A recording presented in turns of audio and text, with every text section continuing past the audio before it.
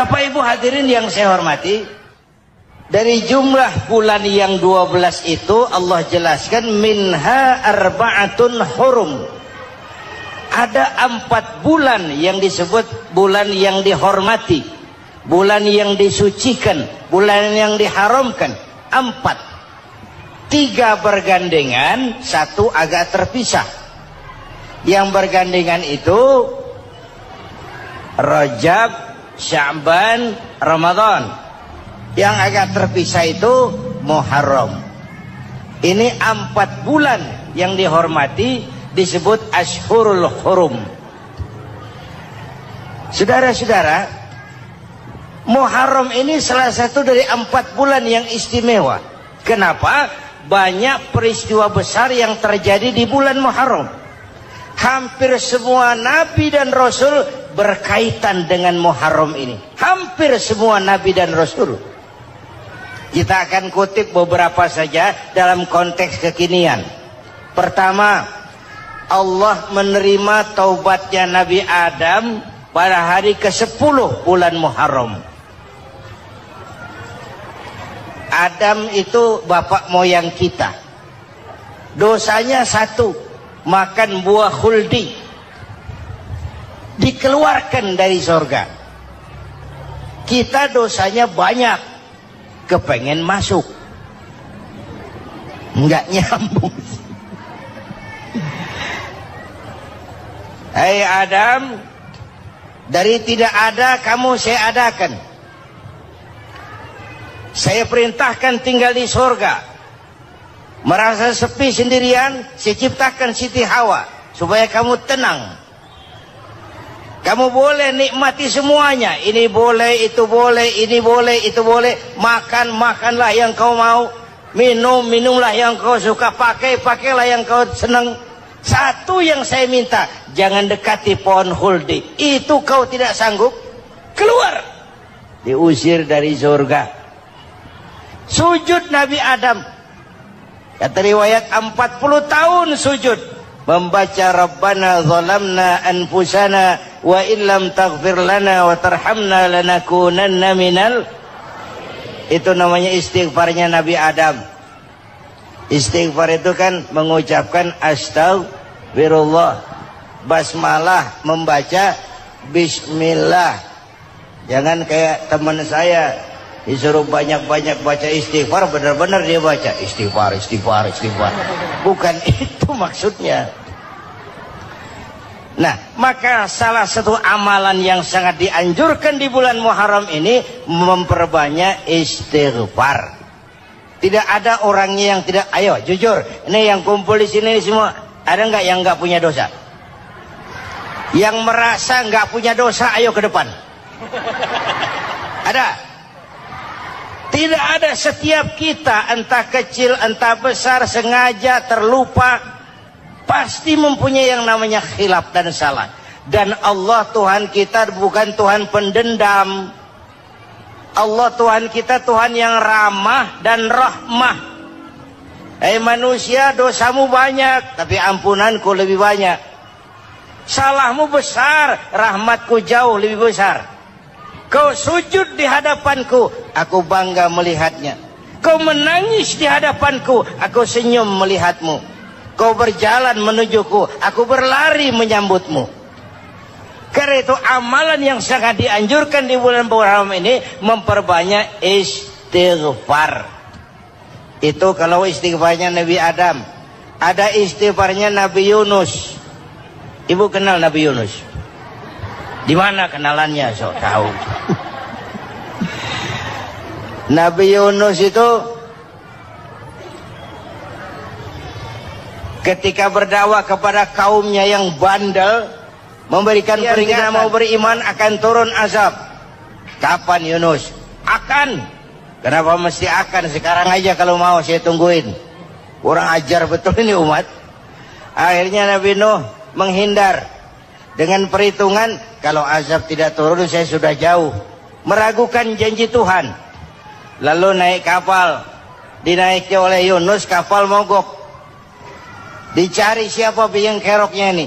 Diundi ternyata Yunus, sampai 3 kali diundi. dibuanglah Yunus ke dasar laut, ditelan oleh ikan nun atas perintah Allah. Telan itu Yunus, jangan pakai dikunyah, rusak urusan. Telan saja, simpan di perutmu. Dibawa oleh ikan nun ke dasar lautan. Itu yang oleh Quran dikatakan bertemulah 3 macam kegelapan. Zulumatun salas, gelapnya tengah malam, gelapnya di dasar laut, gelapnya di dalam perut ikan. Itu namanya peteng, mbahnya gelap. Di perut ikan itulah Nabi Nuh sadar akan kesalahannya. Allah meragukan janji Allah. Ia sujud di dalam perut ikan itu, membaca la ilaha illa anta subhanaka inni kuntu. Itu istighfarnya Nabi Yunus. Dibacakan istighfar begitu, ikan sakit perut, Pak. Di dasar laut kemana mau cari apotik? Dia naik ke permukaan, memuntahkan isi perutnya. Nabi Yunus keluar dengan selamat. Itu pun terjadi pada hari ke-10 bulan Muharram. Istighfar intinya itu. Itu amalan utama bulan Muharram, memperbanyak istighfar.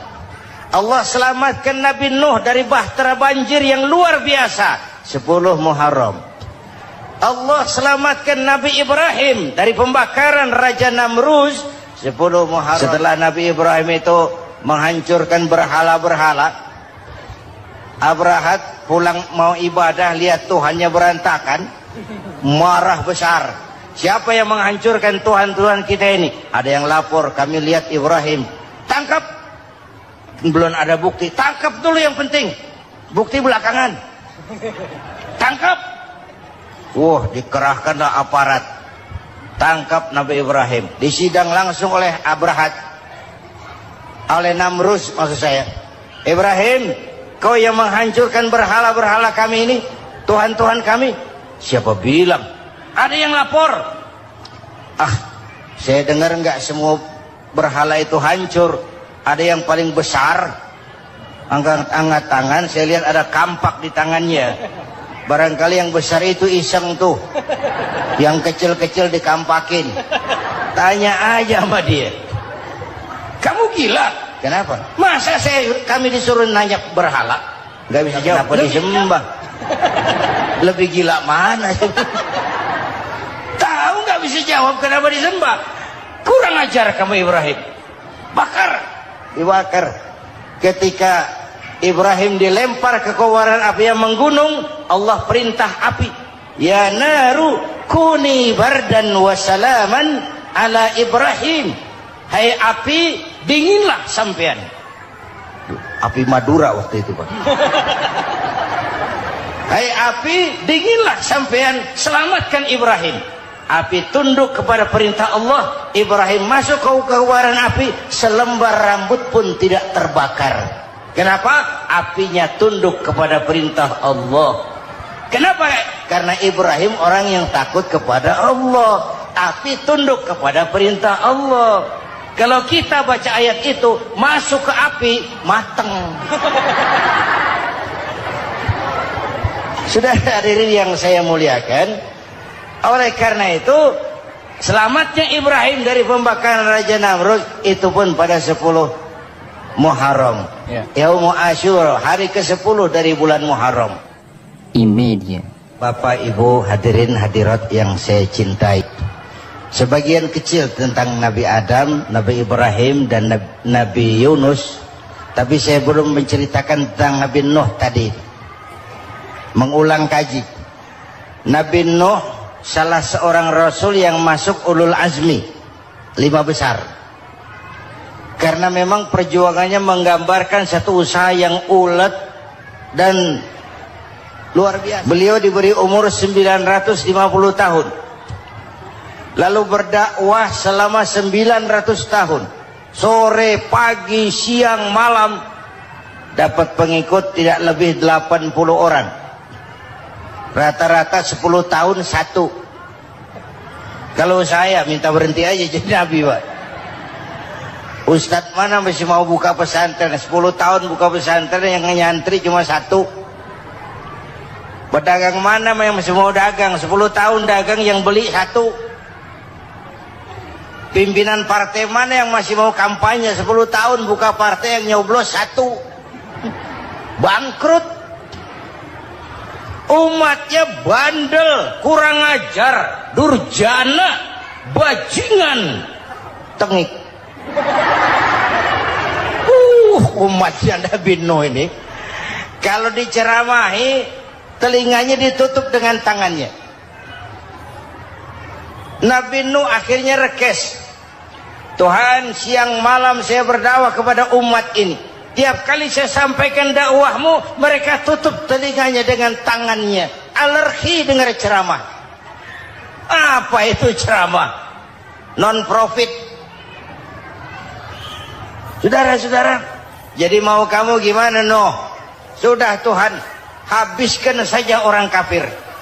Nanti kalau punya anak, anaknya pun kafir, moyangnya sikat habis. Biasanya kalau bapak kalong, anak kampret. Bapak nyolong, anak nyopet. Fotokopi gimana aslinya? Hampir habiskan saja. Itu mau kamu, Nuh? Iya. Oke. Nanti aku turunkan banjir, Nuh. Buat kapal. Dengan apa saya harus buat kapal, Nuh? Ya dengan kayu, kata Tuhan. Kayunya dari mana, Tuhan? Ya dari pohon, Nuh. Pohonnya belum ada, Tuhan. Ya tanam dulu, Nuh. Bikin kapal, kayunya nanam pohon. Apa artinya? Perjuangan perlu kesabaran. Sukses itu ada prosesnya. Nggak bisa simsalabim abracadabra lalu kita mau sukses. Semua ada prosesnya. Walaupun kenyataannya begitu. Sukses banyak bapaknya, gagal itu yatim. Kalau kita sukses banyak yang ngakuin. Yang baru ketemu pakai manggil encing. Ketemu baru. Tapi sukses banyak bapaknya. Gagal yatim, nggak ada yang mau ngakuin kalau kita gagal itu. Udah bikin kapal dengan kayu di tengah kampung, bikin kapal ini. Bayangkan di tengah kampung bikin kapal, orang kafir makin menjadi-jadi. Lihat Nuh, kenapa? Makin sarap. Bikin kapal di tengah kampung mau belayar kemana? Tuh lihat, kalau orang nggak tahu tujuan, mountain setengah jalan. Proses yang dinilai bukan finalnya. Ya kayak gitu kesimpulannya. Saya enaknya sendiri. Bikin kapal. Kapal mendekati selesai. Ini orang kafir rame-rame datang ke kapal Nuh. Mau apa? Buang najis. Sakit perut berangkat ke kapal Nabi Nuh. Nongkrong. Dapat 2-3 tumpuk pulang. Lantai kapal dengan najis manusia. Inilah perjuangan. Bukan jalan raya lurus bertabur bunga di kanan kirinya. Banyak onak, caci maki, antipat, segala macam. No. Ada orang tua dasar kafir, kurang ajar, sudah stroke berangkat juga ke kapal Nuh. Mau buang najis, pincang-pincang digotong orang. Selesai buang najis, dia bangun mau pulang, pegangan tiang kapal terpeleset, jatuh di atas tumpukan najis. Terjadi keajaiban, yang struknya sembuh, lumpuhnya hilang, berangkat digotong-gotong pulang, jalan gagah sekali. Tapi orang kampungnya heran, ente sudah sembuh? Sudah. Berobat di mana? Kok begitu paten? Di kapal Nuh. Masih banyak.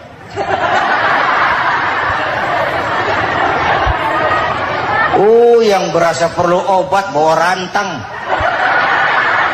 Ambil bersih lagi geladak kapal itu.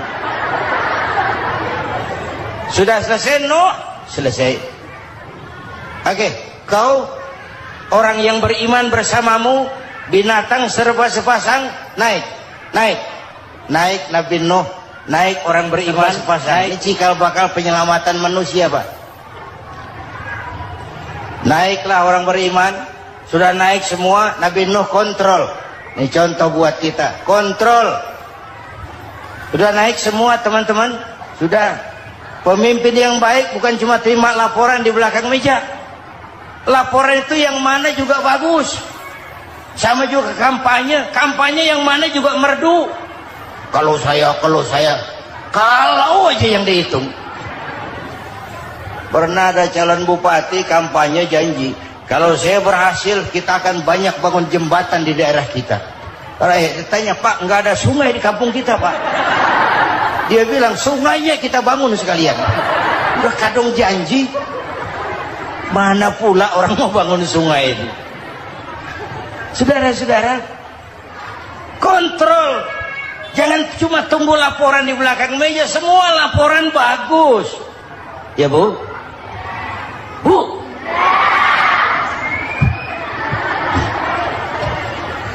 Nabi Nuh kontrol. Sudah naik semua? Sudah, Nuh. Pulan bin Pulan naik? Naik, Nuh. Paimin bin Tukijo? Naik. Kami lihat naik. Ada orang Jawa juga, Kiai. Ada. Sudah kontrol. Kanan anak saya ikut nggak naik kapal? Kami tidak lihat itu, Nuh. Kanan. Ini potret. Bapaknya aktif ke masjid, ibunya rajin ke majelis taklim, anaknya keleleran kemana-mana. Bukan di sini, di Prancis. Udah di sini insya Allah sama.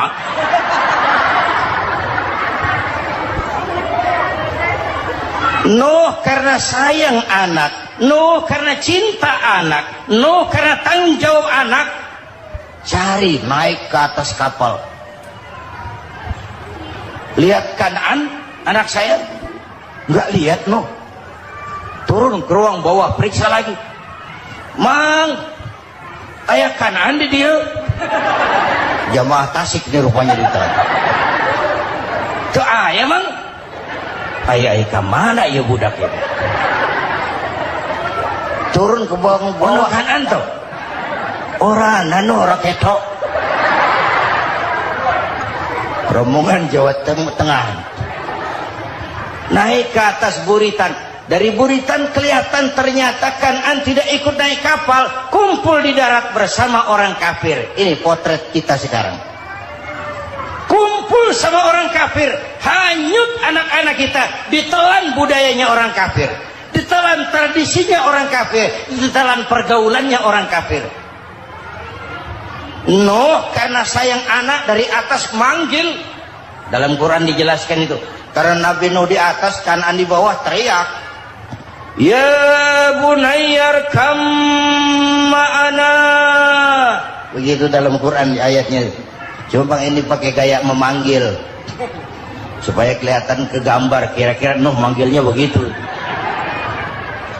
Ini namanya gaya dakwah, Pak. Kalau ceritanya datar nggak menarik. Maka Nuh memanggil Kan'an, ya bunayyarkam ma'ana. Kata yang dengar, heeh. Ini gaya orang manggil, ya bunayyarkam ma'ana. Kan'an, kesini nak, naik kapal sama papi. Di bawah itu nggak mau papi, John di sini saja. Kata Nuh, jangan nak, Allah sedang murka, akan turun banjir.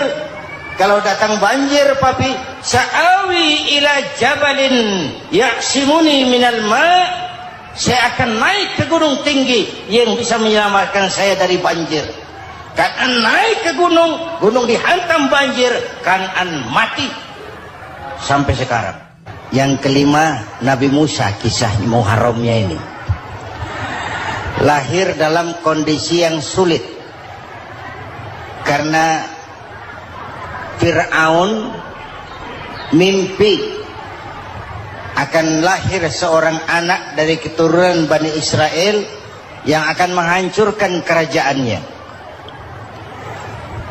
Kata Fir'aun, sudah lahir belum anaknya? Belum. Kalau gitu mulai malam ini laki-laki dilarang bergaul sama istrinya. semua perempuan hamil di bawah pengawasan negara. Mulai hari ini kalau lahir anak laki-laki turut nama Bani Israel, penggal. Satpol PP disiapkan. Udah ada kayaknya. Ada. Patroli. Bayangkan, nah Fir'aun itu bikin undang-undang seenaknya sendiri. Apalagi merasa kekuasaannya dalam ancaman. Penguasa manapun kalau merasa dalam ancaman, panik. Padahal kekuasaan itu kayak harimau. Makin lama ditaiki, makin sulit turun. Kenapa? Karena macannya makin lapar. Naik terus capek, turun dimakan harimau. Serba sulit. Saudara-saudara, kalau kita mau belajar dari Pak Harto, saya melihat kekurangan Pak Harto cuma satu, terlambat berhenti.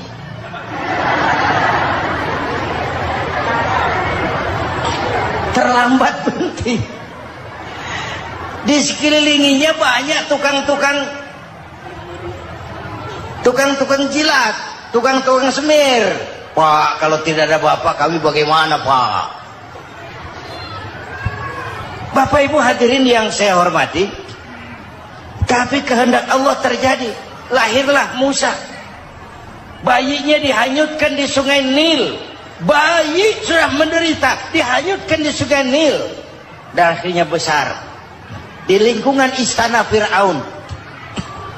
Diriwayat oleh Ratu Aisyah, perempuan Fir'aun, setelah mulai berjuang, terjadilah itu. Musa dan pengikutnya dikejar oleh Fir'aun. Sampai di tepi laut, Allah wahyukan Musa, lempar tongkatmu ke laut. Dalam kondisi darurat, mukjizat tiada jalan. Kondisi darurat. Kalau tidak, mukjizat itu maunya Allah, bukan maunya Nabi. Nabi nggak kuasa. Allah yang mau. Tapi hidup Nabi bukan mukjizat, manusiawi. Tidak mentang-mentang ada mukjizat tongkat, tiap sulit main tongkat. Nggak usah berjuang kalau begitu. Itu darurat menyelamatkan umat. Tongkat dilempar ke laut, laut terbelah.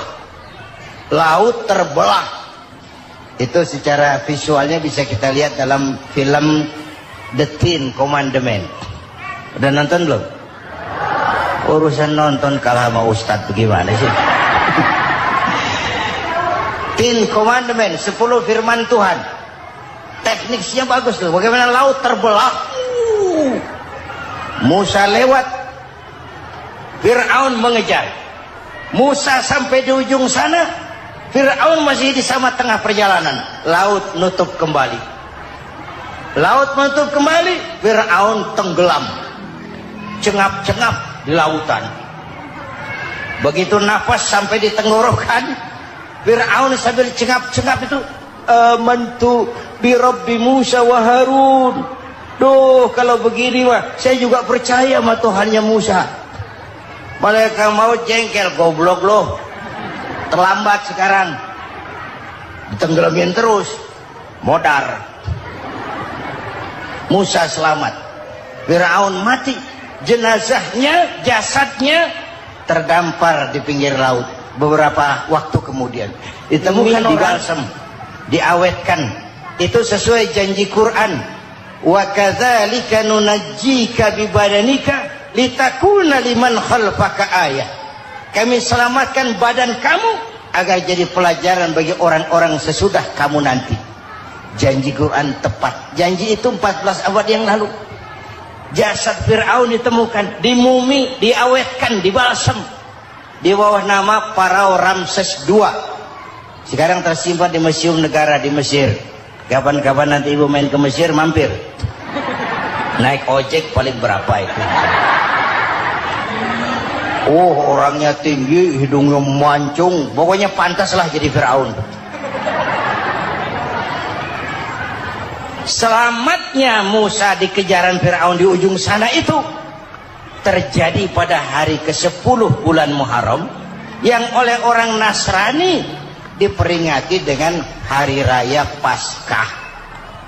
Mereka melaksanakan puasa, mensyukuri nikmat keselamatan dari kejaran Fir'aun. Makanya kalau kita ikut puasa di bulan Muharram bukan mengikuti syariatnya Nasrani, salah. Karena Nabi mengajarkan, itu sumbernya. Bukan ikutan sama ibadahnya Israel. Tapi memang agama ini kan merupakan mata rantai. Datang Rasul baru melengkapi Rasul sebelumnya, datang Rasul baru melengkapi Rasul sebelumnya. Mata rantai yang berkaitan. Setelah Muhammad selesai, selesailah tugas Nabi dan Rasul.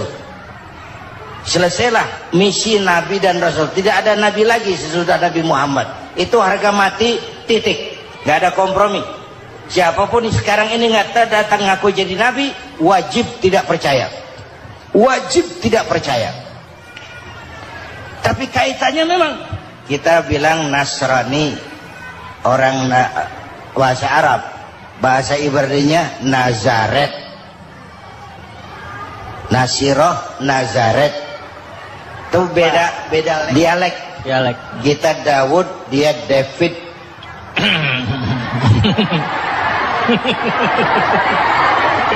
Ibrani. Kita Ali, dia Alek. Kita Sulaiman, dia Solomon. Kita Camat, dia Comot. Ini yang ngomong ini comot semua. Ini dia. Bapak dan Ibu jamaah yang saya cintai. Pertanyaan pertama, hijrah qalbiyah.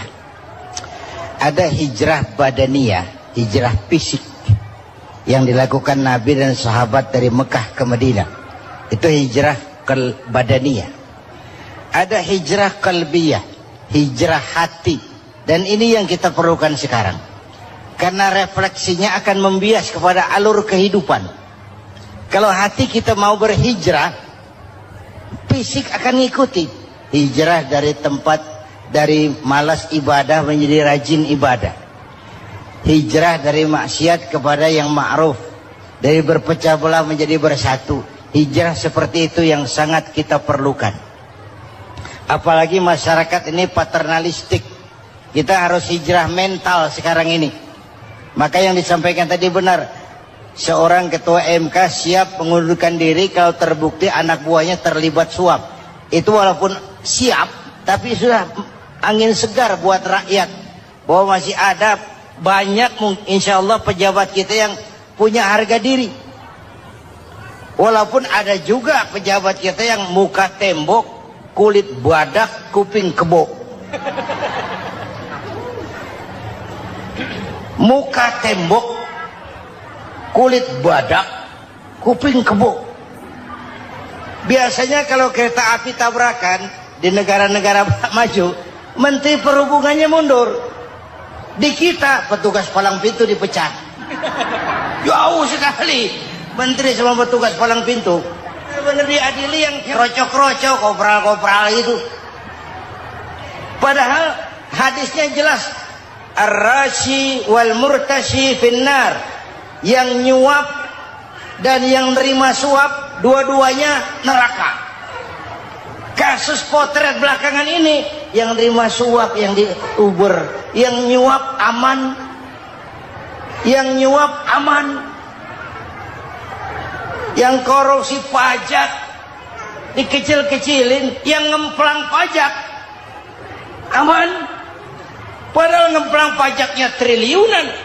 Padahal dia sudah dikasih fasilitas oleh negara mengelola sumber daya alam negara yang artinya milik rakyat. Dia harus bayar pajak, uang pajaknya dikumpulkan bagi sebesar-besar kemakmuran rakyat. Itu tindakan merugikan rakyat. Karena itu betul, saya setuju hijrah qalbi yang perlu kita lakukan sekarang. Hijrah hati. Kita ini bangsa Indonesia seperti timnas. Timnas sekarang anak-anak muda sudah berani pakai baju PSSI. Iya. Kenapa? Menang. Coba kalau kalah terus, nanti menang. Tapi bangsa Indonesia itu memang seperti timnas. Namanya kesebelasan. 11 orang. Walaupun ada pemain bintang ya ada presiden, gubernur, menteri, itu bintang-bintang. Tapi bintang baru ada artinya kalau dibantu 10 pemain yang lain. Cristiano Ronaldo, siapa itu? Penyerang tengah Real Madrid, bintang. Lionel Messi, siapa lagi itu? Barcelona, bercelana.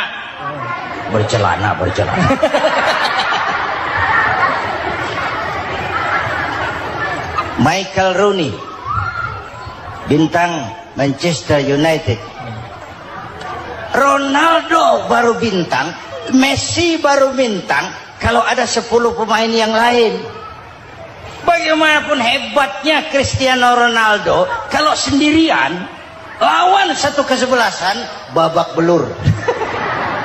Itulah kita, bangsa Indonesia. Kita satu kesebelasan, harus saling memperkuat. Ada bangsa kita ini yang jadi jaksa, ada yang jadi hakim, ada yang jadi polisi. Itu posisi penyerang tengah, kiri luar, kanan dalam, back, striker, kiper, posisi. Tapi sadar kita satu kesebelasan, Bung. Jangan bikin gol ke gawang sendiri. Kalau punya bola bagus, operan dong sama temannya. Yang bisa menciptakan gol, operan. Ada yang jadi pengusaha besar, bagus boleh. Punya untung besar, operan. Kasih masjid, kasih pesantren, operan. Ini kesebelasan kita kalau punya bola peliknya setengah mati, Pak. Nggak mau ngoper. Bawa sendiri, mending bikin gol. Enggak. Kita ini satu kesebelasan. Satu sama lain harus saling memperkuat. Bahwa ada penyerang tengah, itu si posisi. Tapi kalau memang peluang memungkinkan, ayo dong operan. Saya iri sama kesebelasan Nasrani di Indonesia. Mereka kalau punya bola operannya cakep. Gereja cepat selesai, rumah sakit Kristen cepat selesai. Kenapa? Operannya bagus. Kita ini kalau punya bola bawa sendiri, nggak mau ngoper. Maka masjid nggak selesai-selesai. Madrasah banyak yang bocor. Rumah sakit Islam kalah bersaing. Kenapa? Operannya berat. Yuk menyadari kita ini timnas, satu kesebelasan. Jangan menjegal kawan seiring. Kawan sendiri dijegal.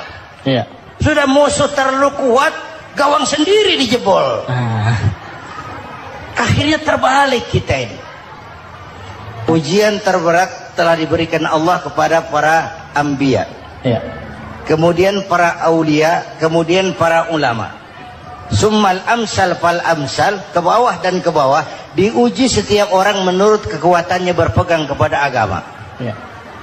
Kalau karena anak Melayu bilang, kalau takut dengan ombak, jangan berumah di tepi pantai. Kalau takut diterjang ombak, jangan berumah di tepi pantai. Kata ibu tadi, mau jadi pohon tinggi harus berani ketiup angin. Makin tinggi pohonnya, makin keras anginnya. Takut angin, jangan jadi pohon tinggi, jadilah rumput. Nggak ditiup angin, tapi diinjak kebo. Apa yang nggak ada resikonya? Apa yang nggak ada resikonya? Semua nabi ada yang dihantam kekuasaan yang arogansi. Ibrahim berhadapan dengan Namrud. Musa berhadapan dengan Fir'aun. Ada yang diuji dengan berhadapan umat yang sangat kurang ajar. Ada yang diuji dengan Yusuf yang dahsyat. Digosipi sama Zulaikha itu. Nabi Yusuf. Nabi Yusuf.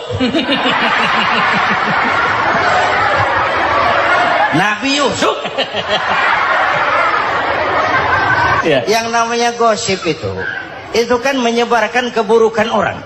Kalau benar saja hukumnya ghibah. Kalau salah hukumnya fitnah. Fitnah lebih bahaya dari pembunuhan. Benarnya ghibah, salahnya fitnah. Saudara hadirin yang saya hormati, jadi resiko itu biasa.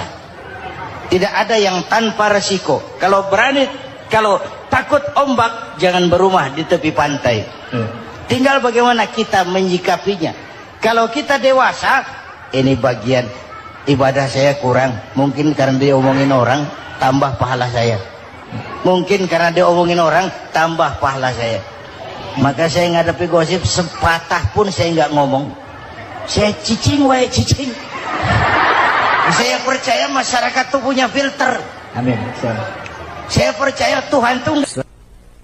Pada pertemuan terdahulu sudah kita bicarakan bahwa orang yang menjalankan ibadah Ramadan dengan baik, dalam arti siang dia laksanakan ibadah puasa, sementara dia hidupkan malam-malam Ramadan dengan sholat tarawih, i'tikaf, tadarus Al-Quran dan sebagainya. Orang yang semacam itu keluar dari Ramadan dijanjikan oleh Allah, ghufira lahu ma taqaddama min zambihi, diampunkan segala dosa yang pernah dia kerjakan. Sehingga ia keluar dari bulan Ramadan seperti bayi baru dilahirkan oleh ibunya, bersih, tidak punya dosa kepada Allah lantaran sudah dibersihkan oleh ibadah Ramadan. Jadi dalam Islam dosa itu ditebus dengan taubat, dengan amalan kita sendiri, bukan dengan uang, tidak juga dengan beras. Saya percaya kalau dosa bisa ditebus dengan beras misalnya, barangkali Menteri Pertanian akan lebih dulu masuk surga. Kalau dosa bisa ditebus dengan uang, mungkin Gubernur Bank Sentral atau para Menteri Keuangan akan menjadi penghuni surga nomor wahid. Dalam Islam dosa ditebus dengan taubat kepada Allah. Orang yang melaksanakan ibadah dengan baik di bulan Ramadan, keluar Ramadan masuk 1 Syawal seperti bayi baru dilahirkan oleh ibunya. Pantas dia mengucapkan minal aidin, semoga kami termasuk orang yang kembali kepada fitrah, suci, bersih. Dia rayakan hari itu, hari di mana dia kembali kepada kesucian. Itulah hakikat daripada Idul Fitri. Dengan kata lain, Idul Fitri ini tidak bisa dilepaskan kaitannya dengan ibadah Ramadan. Hanya oleh karena kita melaksanakan ibadah Ramadan, maka kita rayakan Idul Fitri. Dengan bahasa yang lebih langsung, sebenarnya yang berhak merayakan Idul Fitri mereka yang mengisi Ramadan dengan kegiatan ibadah. Saudara-saudara kaum muslimin yang berbahagia, lalu bagaimana prosesnya?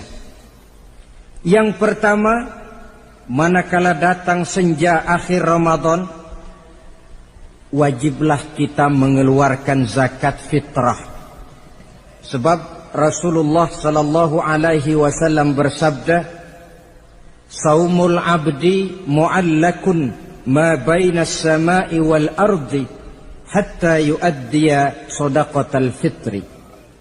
Sesungguhnya puasa seorang hamba bergantung antara langit dan bumi, yakni belum diterima oleh Allah sampai dia mengeluarkan zakat fitrahnya. Memang boleh mengeluarkan zakat fitrah itu sejak awal Ramadan. Itu waktu yang dibolehkan. Jadi saudara tidak mau sibuk, begitu 2 hari puasa lalu bayar zakat fitrah, boleh. Tetapi waktu yang wajib sejak terbenam matahari akhir Ramadan. Waktu yang terbaik untuk membayar zakat fitrah selesai sholat subuh sebelum orang berangkat melaksanakan sholat Idul Fitri. Waktu yang makruh setelah orang selesai sholat Idul Fitri lalu baru bayar zakat fitrah, makruh di situ. Sedangkan waktu yang haram apabila matahari terbenam pada hari raya tanggal 1 Syawal baru mau bayar zakat fitrah, sudah haram hukumnya. Jadi diawali dengan membayar zakat fitrah. Dan ini merupakan realisasi daripada latihan puasa. Cinta kepada fakir miskin. Orang bilang kan bulan Ramadan itu katanya bulan latihan. Kata orang Jawa, month of training. Bulan latihan. Apa sih perlunya latihan? Kalau PSSI masuk latihan, tentu keluar latihan mainannya makin bagus. Elias Pikal masuk latihan, keluar latihan gaya tinjunya makin hebat. Itu perlunya latihan. Kalau latihan tiap hari tapi main kalah terus, orang kan bilang buat apa latihan kalau main kalah terus. Kita muslimin selama Ramadan sebulan penuh masuk latihan. Latihan sabar, latihan jujur, latihan disiplin, latihan sederhana, latihan mengendalikan nafsu. Berhasil atau tidaknya latihan itu kelihatan dalam gaya hidup kita sesudah keluar Ramadan. Kalau tidak, Ramadan sabar, habis Ramadan habis sabarnya. Ramadan rajin ke masjid, selesai Ramadan selesai ke masjidnya. Ramadan rajin baca Quran, selesai Ramadan selesai rajinnya. Itu pertanda latihan tidak berhasil. Maka salah satu latihan ini kita buktikan kecintaan kita kepada fakir miskin dengan kewajiban membayar zakat dan zakat fitrah. Ya Allah, sudah saya rasakan bagaimana tidak enaknya lapar dan haus. Sudah saya rasakan bagaimana tidak enaknya penderitaan orang-orang fakir dan miskin yang tiap hari kelaparan dan kehausan. Sebagai pertanda ya Allah, saya keluarkan zakat fitrah ini untuk orang-orang fakir dan miskin.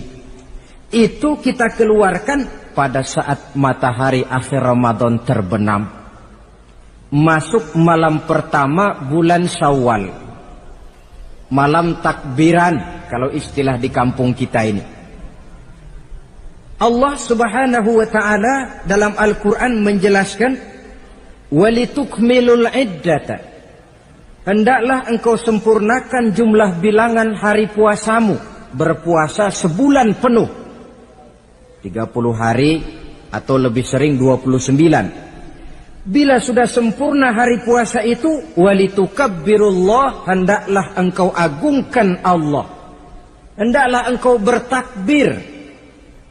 Oleh karena itu disunahkan menghidupkan malam 1 Syawal, malam hari raya Idul Fitri itu dengan memperbanyak takbir. Sejak matahari terbenam selesai sholat maghrib, kita kumandangkanlah kalimat takbir itu dari rumah ke rumah, dari surau ke surau, dari masjid ke masjid, dari kampung ke kampung, pertanda rasa syukur kita yang tiada terhingga kehadirat Allah Subhanahu wa taala, Tuhan yang Maha Esa dan Maha Kuasa. Entah kenapa, bila matahari akhir Ramadan terbenam, datang malam 1 Syawal, berubah perasaan kita. Sedih menjadi gembira, sukar menjadi mudah, hati yang tadinya digenangi air kebencian berubah menjadi hati yang penuh dengan cinta kasih kepada sesama. Kumandang takbir bagi orang-orang yang hidup tinggal di rantau, mengingatkan dia kepada kampung halamannya. Terkenang dia sungai tempat dia mandi, lapangan tempat dia bermain. Oi kampuang nan jauh di mato katanya. Sehingga orang-orang yang tinggal di tanah rantau diusahakannya benar supaya bisa berlebaran pulang mudik katanya. Nak berkumpul dengan sanak keluarganya supaya lebih mudah bersilaturahmi sambil mengenang masa-masa lalu di kampung halaman. Jadi setelah zakat fitrah kita tunaikan, sambutlah malam Idul Fitri itu dengan memperbanyak takbir. Ini disunahkan. Menghidupkan malam lebaran dengan memperbanyak takbir. Bukan memperbanyak bakar petasan. Itu kan pekerjaan mubazir. Dan mubazir itu jelas perbuatan setan. Ada yang bilang katanya bakar petasan itu nambah syiar. Syiar macam mana datang dari petasan? Sebagian lagi Berjaga-jaga juga, tapi bukan dengan memperbanyak takbir. Bergadang-gadang di pinggir jalan, ngebut dengan kendaraan aneka warna. Tidak itu yang diajarkan agama. Berkumpul kita di surau, berkumpul kita di masjid, paling kurang berkumpul di rumah dengan keluarga. Ramai-ramailah kita bertakbir, memanjatkan puji dan syukur kepada Allah. Ya Allah, kalau tidak lantaran petunjukmu, sulit rasanya melaksanakan perjuangan yang berat sebulan penuh ini. Melatih diri, membina takwa, mengharap ridho. Dengan lapar, melilit perut. Dengan haus, mencekik kerongkongan. Bersyukur kami kepadamu ya Allah. Dan sebagai pertanda, kami kumandangkan kalimat takbir, memuji keagungan dan kebesaranmu. Allahu Akbar, Allahu Akbar, Allahu Akbar, walillahil hamd. Saudara-saudara kaum muslimin rahimakumullah. Di dalam satu hadis dari Ubadah bin Samit diriwayatkan oleh Imam Tabrani, bersabda Rasulullah sallallahu alaihi wasallam, "Man ahya lailatal fitri lam yamut qalbuhu yauma tamutul qulubi." Barang siapa yang menghidupkan malam Idul Fitri, maka hatinya itu tidak akan pernah mati pada saat hati-hati orang lain menjadi mati. Kita yang paling khawatir dalam hidup ini, pada saat hati kita sudah mati, selagi jasad masih hidup, menjadilah kita bangkai berjalan dalam pandangan Allah. Badan hidup tapi hati mati, bangkai berjalan dalam pandangan Allah. Jadi ini hakikat merayakan Idul Fitri. Puasa Ramadan sebulan penuh, malamnya ibadah, menunaikan zakat fitrah, lalu malamnya menghidupkan malam dengan takbiran. Yang terjadi kan kita lihat adat yang dibesarkan, ibadat ditinggal. Puasa tidak, tarawih apalagi, lebaran kurang seminggu sudah lebih sibuk dia daripada yang puasa. Ke pasar kayaknya pasar mau dibeli semua. Rumah pun dicat, dikapur, baju diperbarui. Itu kan kulit.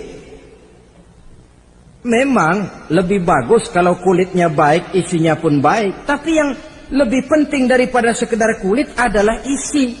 Hakikat merayakan Idul Fitri kembali kepada kesucian. Kita bersih, tidak punya dosa kepada Allah. Itu kita rayakan. Dengan apa? Nah, oleh seorang ulama, Al-Imam Zakiyuddin Abdul Azim bin Abdul Quwa Al-Munziri, diberikan contoh bagaimana Rasulullah Sallallahu Alaihi Wasallam itu merayakan Idul Fitri. Beliau berkata, yuhibbu Sallallahu Alaihi Wasallam ayyuqabil al-Ida bil bisri was surur.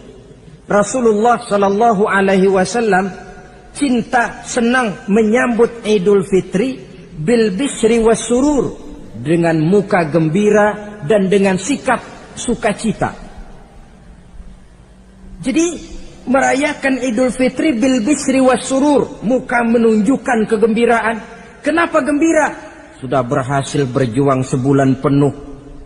Bukan gembira lantaran di rumah banyak dodol, kue, pakaian serba baru, sepatu pun serba baru. Bukan itu yang kita gembira. Gembira lantaran telah berhasil berjuang mengalahkan nafsu, memenuhi perintah Allah, melaksanakan puasa. Gembira lantaran kita kembali suci seperti bayi baru dilahirkan oleh ibunya. Bil bisri, muka menunjukkan kegembiraan, cerah di malam itu sampai di hari lebarannya. Jadi walaupun barangkali oleh karena kesulitan ekonomi tidak terbeli itu baju yang baru, tidak terbeli itu sepatu yang baru, tidak terbeli itu makanan dan kue seperti tetangga, jangan sampai mengurangi kegembiraan kita. Tidak boleh menyambut lebaran itu dengan manyun. Tahu manyun? Mukanya sudah macam asam sama kukusan. Tidak ada menunjukkan sikap kegembiraan. Nabi menghadapi hari itu bil bisri was surur, dengan muka cerah dan dengan sikap gembira. Tapi gembira dalam arti tetap pada jalur kontrol. Lalu apa lagi? Wat-taubatu lillahi ta'ala, dengan tetap melaksanakan taubat kepada Allah. Wan nadam 'alal khataya, menyesal terhadap segala kesalahan yang pernah dikerjakan. Itu yang dilakukan baginda Nabi di hari raya. Wa masalihatil khusum, memperbaiki orang-orang yang bermusuhan. Wal akhzi binasiril mazlum, menolong orang-orang yang teraniaya. Wasillatil arham, melaksanakan silaturahmi. Wal ihsan ilal fuqara, berbuat kebaikan kepada kaum fakir miskin. Wa ziyaratil aqarib, menziarahi, mengunjungi kaum kerabat. Itu hakikat di dalam melaksanakan Idul Fitri. Jadi jangan terbalik, sudah merasa baju baru, ini kan lebaran, merdeka. Kalau kemarin Ramadan kita dikekang, tidak boleh begini, tidak boleh begitu, sekarang sudah keluar Ramadan, merdeka. Lalu dirayakannya Idul Fitri dengan bermabuk-mabukan, dengan judi, dengan perbuatan zina. Itu sama saja dengan baju baru habis dicuci sudah diceburin lagi ke dalam comberan. Ini kan ibarat baju masuk Ramadan dicuci sebersih-bersihnya, keluar Ramadan masuk Lebaran tetaplah berusaha menjaga kebersihan itu. Kalau ditinggalkan Ramadan merasa merdeka, melemparkan lagi diri ke lembah dosa, sama saja baju yang sudah putih bersih ditriska bagus-bagus tapi lalu dilemparkan lagi ke dalam comberan. Na'udzubillah min zalik. Saudara-saudara kaum muslimin yang berbahagia, jadi setelah zakat fitrah kita bayar, hidupkan malam Idul Fitri itu dengan mengumandangkan kalimat takbir. Lalu bila datang sholat subuh di pagi hari pertama bulan Syawal, kita laksanakanlah sholat subuh itu berjamaah. Jangan sampai terbalik, saking kepengennya sholat Idul Fitri, subuhnya enggak. Ini kan sama saja kata orang nyari jarum kapak hilang.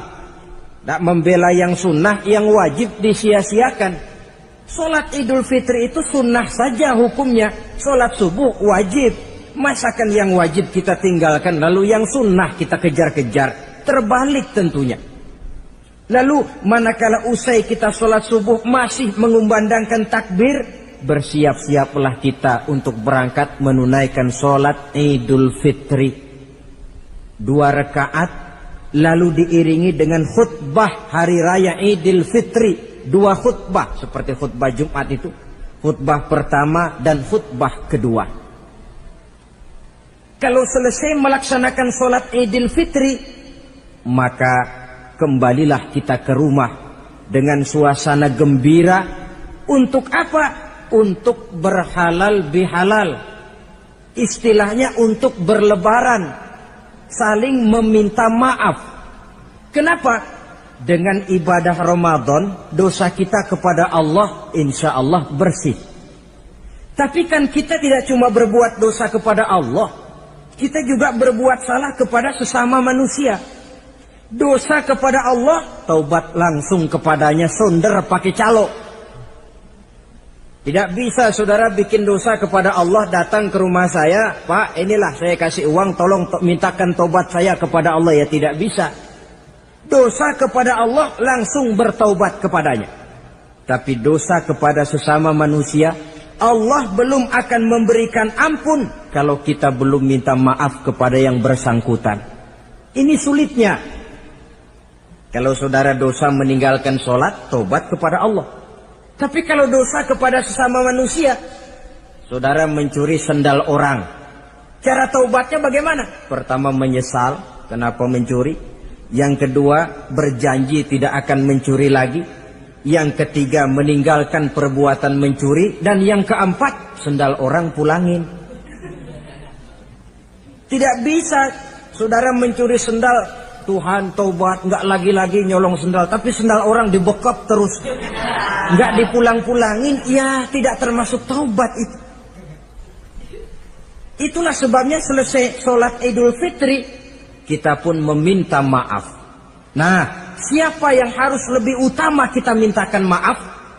Satu riwayat menjelaskan bahwa selesai sholat Idul Fitri, para sahabat mendengar Rasul mengucapkan amin sampai 3 kali.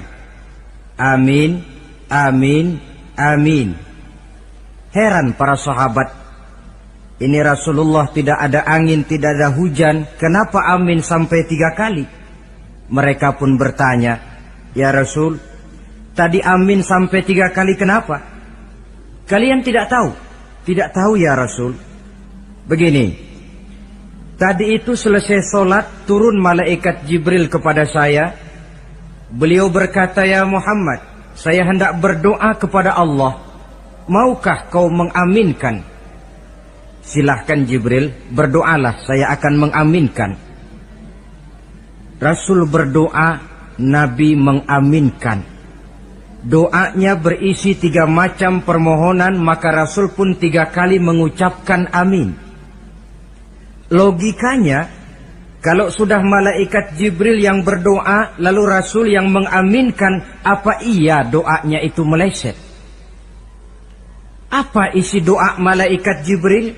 Yang pertama doa beliau, ya Allah, hari ini 1 Syawal ketika itu, saya mohon kepadamu, janganlah engkau terima puasa dan ibadahnya anak yang durhaka kepada kedua orang tuanya. Rasul di belakang, amin. Anak yang durhaka kepada ibu bapaknya. Ya Ramadan dia puasa di siang hari, malam dia taraweh, dia tadarus Al-Quran. Kalau sudah durhaka kepada ibu bapaknya, ibadahnya didoakan oleh malaikat Jibril, diaminkan oleh Rasul agar tidak diterima oleh Allah Subhanahu wa ta'ala. Sebab itu manakala usai sholat Idul Fitri, pulang kita ke rumah, bersimpuhlah kepada ibu bapak, meminta maafnya, meminta ridhonya. Ibu kita yang telah mengandungkan kita, melahirkan kita antara pilihan hidup dan mati. Bapak yang pergi pagi pulang sore, peras keringat banting tulang untuk mendidik dan membesarkan kita. Demi setelah kita yang anak ini jadi orang, kadang-kadang lupa kacang akan kulitnya. Bagaimanapun tinggi status sosial seorang anak, bagaimanapun banyak gelar di sandangnya, bagaimanapun kayanya dia, kalau sudah durhaka kepada kedua orang tuanya, alamat hidup tidak akan memperoleh keberkahan. Doa malaikat Jibril yang kedua, ya Allah, hari ini saya mohon kepadamu, jangan engkau terima puasa dan ibadahnya suami istri yang tidak saling memaafkan. Sebab itu seorang suami, seorang istri, selesai turun sholat Idul Fitri, hendaklah berlapang dada si suami memaafkan istrinya, meredokannya. Si istri pun bersimpuh meminta maaf dan ridho suaminya. Istri yang durhaka kepada suaminya. Sebab itu tidak heran kalau Rasul dalam satu hadis pernah menjelaskan, ayyumam ra'atin matat wa zawjuha anha radin illa dakhalatil jannah. Kalau ada seorang perempuan meninggal dunia, suaminya ridho kepadanya, itu perempuan akan masuk surga. Ini artinya, kalau seorang perempuan meninggal, suaminya tidak ridho kepadanya, biar dia tukang sholat, biar dia ahli puasa, biar dia hadir di majelis taklim manapun, meninggal tidak diridhoi suaminya, pintu surga belum dibukakan sampai suaminya ridho kepadanya. Riwayat lain menjelaskan bahwa sepulang Isra dan Mi'raj, Rasul bercerita kepada para sahabat, saya dalam perjalanan Mi'raj itu diperlihatkan neraka. Neraka ya Rasul? Iya. Lalu bagaimana? Saya lihat isinya kok kebanyakan perempuan. Perempuan? Laki bagaimana ya Rasul? Laki juga tidak sedikit. Kenapa lebih banyak perempuan ya Rasul? Apa mereka tidak sholat? sholat. Tidak puasa barangkali, mereka rajin puasa. Tidak suka mengaji barangkali, mungkin lebih rajin dia dari suaminya. Lalu apa penyakitnya ya Rasul? Beliau menjawab, hunna yakfurnal asir. Penyakit perempuan itu dimanapun, tidak pandai bersyukur, kurang rasa terima kasih kepada suaminya. Suaminya yang bertahun-tahun pergi pagi pulang sore, peras keringat banting tulang untuk menghidupi keluarga, sekali saja terselip berbuat salah, hilang jasanya yang bertahun-tahun itu. Cuma salahnya saja yang diingat. Ibarat kata pepatah, panas setahun, habis dibalas oleh hujan satu hari. Habis dibalas oleh hujan satu hari. Malaikat Jibril yang ketiga, ya Allah, hari ini saya mohon kepadamu, janganlah engkau terima puasa dan ibadahnya muslim yang tidak mau memaafkan sesama saudaranya muslim. Tugas kita adalah meminta maaf, tetapi memberi maaf lebih mulia, karena memang memberi maaf lebih sulit daripada meminta maaf. Oleh sebab itu momen hari raya Idul Fitri intinya adalah halal bihalal. Bukan lalu merasa merdeka sudah ditinggalkan oleh Ramadan, berbuat sesuka hati, yang laksana baju sudah dibersihkan tapi dibenamkan kembali ke dalam lumpur. Yang kita inginkan agar bersih hubungan kita dengan Allah dan baik juga hubungan kita kepada sesama manusia. Hadis yang kedua, pada suatu hari ketika kumpul dengan para sahabat, Rasul bertanya, Atadruna manil muflis? Saudara-saudara, tahu nggak siapa orang bangkrut, orang sial, orang yang tidak beruntung itu siapa? Pertanyaan yang menarik. Jawaban sahabat macam-macam. Ada yang bilang al-muflisu fina man la dirham lahu wala mata'. Ya Rasul, menurut pendapat kami orang yang bangkrut, orang yang sial, yang tidak punya duit dan tidak punya harta. Itu jawab sahabat, dan begitu jawab banyak orang sekarang. Siapa yang banyak uang raja dia, yang tidak punya uang bangkrut dia. Sampai-sampai pepatah orang Arab bilang, Innad darahima fil amakini kulliha taksur rijala mahabatan wa jalala. Uang itu di mana-mana katanya bikin hebat orang yang memilikinya. Coba lihat orang yang tidak punya uang dengan yang punya uang, jangan gaya hidupnya, gaya jalannya saja lain. Coba orang kerja itu hari Kamis sama hari Sabtu lain jalannya. Hari Kamis loyo, lesu, manyun. Tapi kalau sudah hari Sabtu gagah bukan main. Kenapa? Ada uang di kantongnya. Wahia lisanun liman arada fasahatan. Uang adalah lidah yang paling fasih untuk bicara. Bicara lidah macet, coba uang yang bicara. Talk share.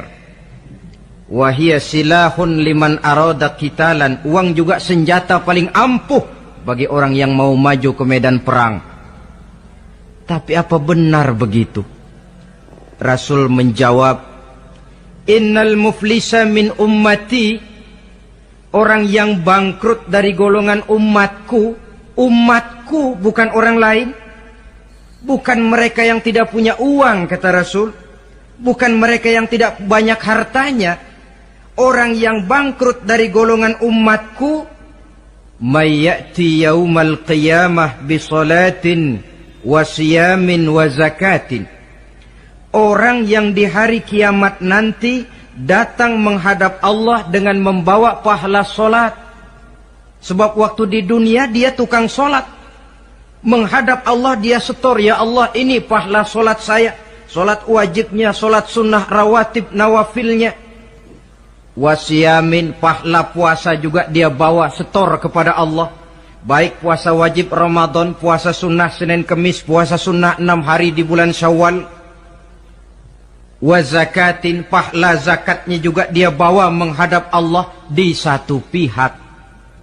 Cuma sayang, kata Allah, wa ya'ti qad syatama haza. Dia juga datang membawa dosa karena pernah mencaci maki orang. Wa qazafa haza, pernah memfitnah orang. Wa akala mala haza, pernah memakan harta orang dengan cara yang batil.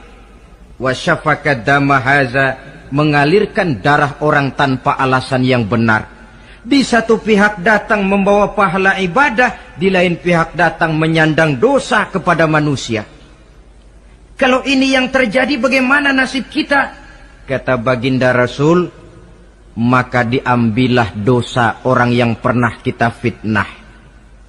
Untuk apa? Diberikan kita. Sudah enak-enak, ya Allah, ini pahala solat saya. Tahu-tahu datang orang, sebentar ya Allah, orang ini waktu di dunia memang ahli solat, tapi saya tanpa salah pernah difitnah. Sakit hati saya, hancur nama baik saya lantaran ulahnya. Saya menuntut keadilan. Benar, orang ini pernah kau fitnah? Benar ya Allah. Kalau begitu pahala solatmu sini, kasihin orang yang kau fitnah. Habis pahala solat, datang lagi orang menagih, ya Allah, dia memang waktu di dunia ahli bayar zakat, tapi juga dia sering makan harta orang dengan cara yang batil. Benar? Benar ya Allah. Sini, pahala zakatmu berikan kepada orang yang hartanya kau makan dengan cara yang batil. Fa in faniyat hasanatuhu qabla ayyuqda ma alaihi. Kalau pahala kebaikannya sudah habis untuk nutup hutang dosa, sementara tagihan datang terus, ukhiza min khatayahum, maka diambillah dosa orang-orang yang pernah kita fitnah, kita caci maki, kita zolimi, untuk diberikan kepada kita. Apa enggak bangkrut ini? Sudah pahala dipretelin, dosa dikasih lagi. Ibarat orang dagang, modal habis, tagihan utang datang terus. Apa pasalnya ini? Dia cuma baik kepada Allah. Solatnya betul, puasanya bagus, zakat dia bayar. Tapi kepada sesama manusia, dia tukang fitnah, tukang mencaci maki, ahli makan harta orang dengan cara yang batil. Bangkrut nasibnya di akhirat nanti. Maka keliru kalau momen Idul Fitri itu dimanfaatkan untuk sesuatu yang merusak arti kesucian, merusak arti fitrah. Mari kita dengarkan hadis dari Wahab bin Munabbah. Inna iblis alaihi la'nah yasihu fi kulli yaumi idin. Iblis tiap hari raya Idul Fitri teriak-teriak. Akibat teriakannya, laskarnya, bala tentaranya kumpul. Ya Sayyidana, man aghdabuka? Wahai junjungan kami, kata bala tentara iblis ini, kenapa teriak-teriak macam itu? Apa yang bikin Tuhan begitu jengkel?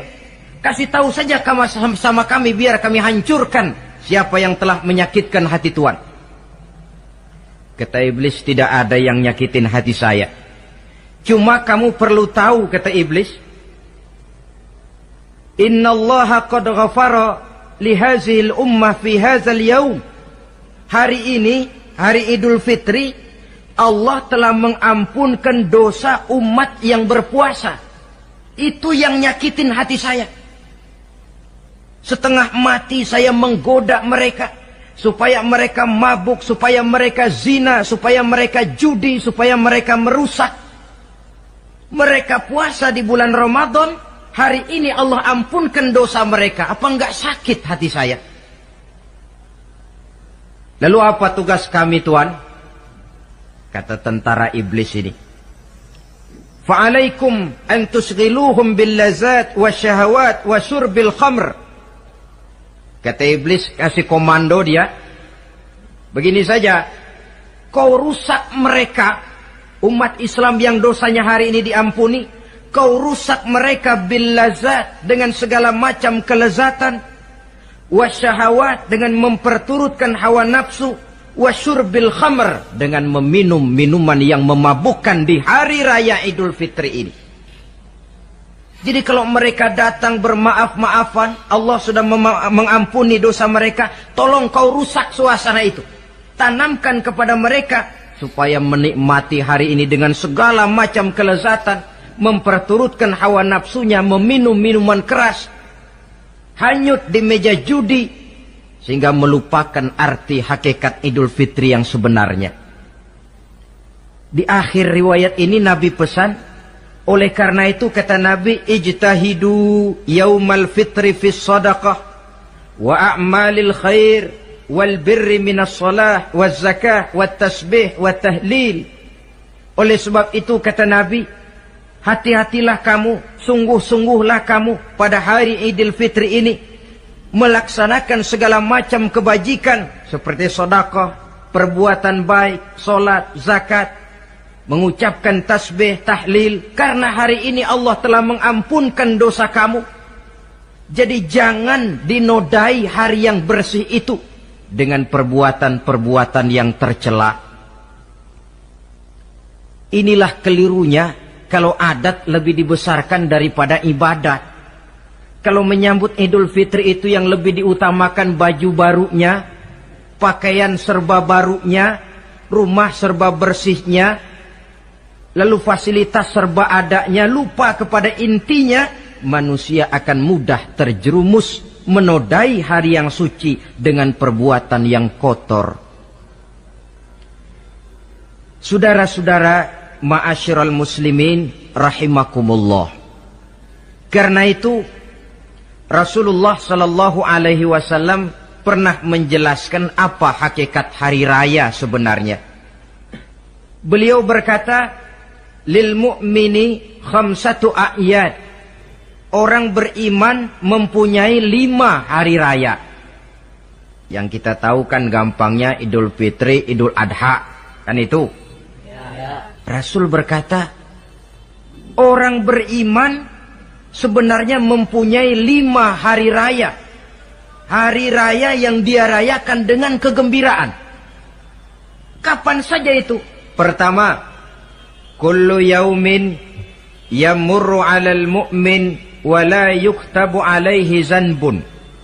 Setiap hari yang dilalui oleh seorang mukmin tanpa Allah menulis dosanya, itulah hari raya baginya. Jadi kalau berlalu satu hari dan hari itu kita tidak melakukan dosa satupun, itu hari raya. Dengan kata lain, bergembiralah seorang mukmin kalau dia bisa melewati satu hari tanpa di hari itu dia melakukan dosa. Itu hari raya. Aduh, saya girang benar hari ini. Kenapa? Hari ini tidak ada dosa yang saya kerjakan rasanya.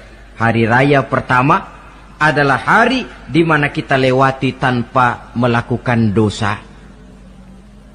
Kira-kira bisa nggak satu hari lewat tanpa dosa? Ya, bukan cuma sekedar mau, tapi berusaha untuk bisa. Ini hari raya yang pertama. Yang kedua kata Nabi, al-yaumul ladzi yakhruju fihi minad dunya bil iman wasyahadah wal ismah min kaidis syaitan. Hari di mana dia keluar meninggalkan dunia ini, kembali kepada Allah bil iman, dengan membawa iman, wasyahadah, mengucapkan 2 kalimat syahadat, wal ismah min kaidis syaitan, dan selamat dari tipu daya setan. Saudara-saudara, mati membawa iman, sempat mengucapkan 2 kalimat syahadat, selamat dari tipu daya setan, itu hari raya kita. Sebab apa? Yang paling kita khawatir kalau sudah meninggalkan dunia tanpa membawa iman, tidak sempat mengucapkan 2 kalimat syahadat. Nah, supaya kita mati bisa mengucapkan 2 kalimat syahadat, caranya bagaimana? Ya tergantung latihan dan kebiasaan. Orang kepengen kaya mesti latihan kaya. Orang kepengen bisa nyanyi mesti latihan nyanyi. Orang yang dalam hidupnya sering mengucapkan 2 kalimat syahadat, insya Allah di akhir hayatnya pun kalimat itu yang akan diucapkannya. Makanya kalau Allah pesan, la tamutunna illa wa antum muslimun, jangan kamu mati kecuali dalam Islam. Bagaimana supaya kita mati dalam Islam? Hidup ini pun biasakan dalam Islam. Hanya mereka yang membiasakan hidup secara Islam, insya Allah bisa mati dalam lingkungan Islam. Ini hari raya yang kedua. Yang ketiga, al-yaumul lazi yujawizu fihi sirat wa ya'manu min ahwalil qiyamah. Hari di mana dia lewat di atas sirat dan aman dari huru-hara hari kiamat. Lewat di atas sirat dengan selamat. Itu hari raya yang membawa kegembiraan. Yang keempat, al-yaumul lazi yadkhulu fihil jannah wa ya'manu minal jahim. Hari di mana dia masuk ke dalam surga dan aman dari siksaan neraka. Hari raya terakhir, al-yaumul lazi yanzuru fihi ila rabbih. Hari di mana dia bertemu dengan Allah Tuhannya. Itu hari raya terbesar. Masuk surga itu enak. Tapi bertemu Allah jauh lebih enak. Sama saja kita masuk istana negara itu nikmat. Tapi bertemu presiden jauh lebih nikmat. Mungkin begitu masuk istana negara kita heran, kagum melihat lukisan, melihat dekorasi. Tapi begitu bertemu dengan kepala negara, lupa kita dengan indahnya bangunan istana negara. Mungkin ketika masuk surga kita kagum, begitu luar biasa kenikmatannya. Ketika bertemu dengan Allah, hilang kenikmatan surga, tertutup oleh nikmatnya bertemu Allah. Ma'asyiral muslimin rahimakumullah. Nah, lalu ada satu tradisi di negara kita ini yang disebut acara halal bihalal. Di Arab ini tidak ada. Dan memang halal bihalal itu bahasa Arab yang di Arab sendiri tidak terpakai. Halalun bihalalin artinya saling halal menghalalkan. Maksudnya saling maaf memaafkan. Kemarin saudara tanpa salah saya pukul, haram. Kesempatan ini tolong dihalalkan, artinya tolong dimaafkan. Karena kita bertemu seorang-seorang sulit, datang dari rumah ke rumah pun memakan waktu. Biasanya pun orang mengadakan acara kumpul, entah itu organisasi, entah itu kantor, entah itu keluarga besar, kumpul dalam satu acara yang lazimnya mereka sebut dengan halal bihalal. Rangkaiannya tidak terpisahkan dari puasa Ramadan, Idul Fitri, dan halal bihalal. Artinya, karena kita melaksanakan puasa di bulan Ramadan, maka kita rayakan Idul Fitri.